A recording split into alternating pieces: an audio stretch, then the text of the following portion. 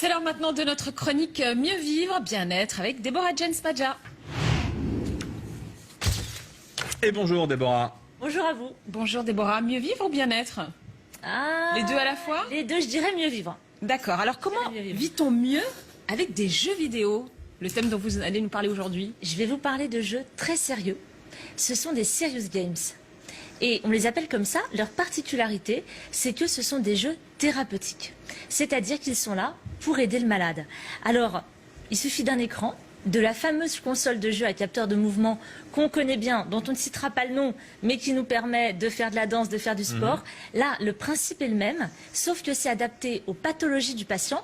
Et vous allez voir, le nom de ces jeux reprennent les codes du genre. On a par exemple X-Torp, qui est destiné aux patients atteints de la maladie d'Alzheimer, ou alors Top Run, pour ceux atteints de la maladie de Parkinson, qui est encore à l'étude, et Voracifiche, qui aide par exemple à la rééducation des membres supérieurs après un AVC. On va regarder justement ce que ça donne en image.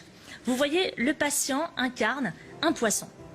Il évolue dans l'univers marin, en 3D, et il guide le poisson à l'aide de son bras. Donc dans ce jeu, il va travailler des mouvements bien précis, comme la flexion de l'épaule et du coude, la rotation interne et externe de l'épaule, mais travailler aussi l'orientation spatio-temporelle. C'est génial. C'est assez original. Il a des missions, vous voyez, il doit nourrir les poissons et tous ces mouvements sont transformés en données cliniques qui sont envoyées directement au thérapeute et ça donne des graphiques. Vous le voyez, que le thérapeute peut analyser et qui lui permettent de voir exactement quelle est la progression du patient. Donc là c'est de chez soi, donc ou dans un centre? C'est dans un centre. D'accord. Avec le thérapeute, et ce qu'il faut bien préciser, c'est que ça ne remplace pas la rééducation traditionnelle. D'accord, ok. Ça la complète. C'est un complément. C'est très important, et j'ai discuté notamment avec Chiara Zavanone, qui est neurologue à la Pitié-Salpêtrière, et qui s'occupe justement de mener les tests sur ce jeu Voracifiche.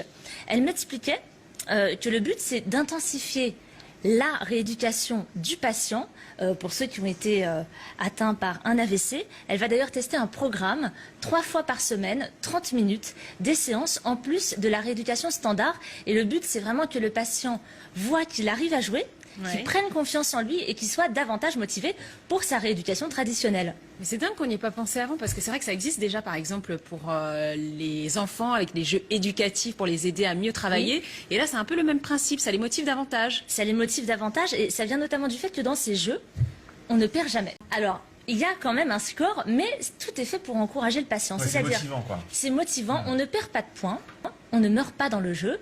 On peut même rajouter des bonus. On encourage le patient à tout prix pour le motiver. Alors c'est bien, on l'a vu, mais question que tout le monde se pose bien sûr, est-ce que ça fonctionne? Grande question. Ah oui. Parmi les utilisateurs, on compte pas mal de maisons de retraite et visiblement, il y a déjà quelques résultats.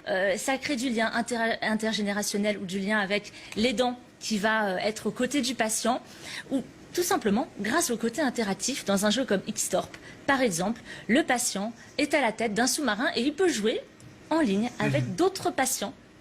Il peut les affronter, ces autres incarnent d'autres navires. C'est assez ludique et effectivement, ça leur permet de développer du lien. Donc ce qu'on peut vraiment dire, c'est que digital aujourd'hui et santé, ça va vraiment ensemble. Oui, en fait là je vous ai parlé des jeux qui sont vraiment à visée rééducative, mais il y a plein d'autres serious games qui existent, il y en a de plus en plus, par exemple pour sensibiliser à une maladie. À terme, le but, c'est que ces jeux ne soient plus simplement disponibles pour les professionnels de santé, comme c'est le cas aujourd'hui, mais également pour les patients qui pourraient du coup les installer chez eux. J'ai interviewé Clémentine Espinas du groupe Genius qui fait ce genre de jeu. Elle m'expliquait qu'on peut imaginer dans quelques mois que ces serious games fassent partie d'un programme de santé encouragé par le médecin et le patient pourrait prolonger son traitement, sa rééducation chez lui, il serait davantage autonome. Et dans l'avenir, si la réglementation le permet, ça pourrait même aider à repenser l'accès aux soins, mais nous n'en sommes encore qu'au début et c'est un autre débat.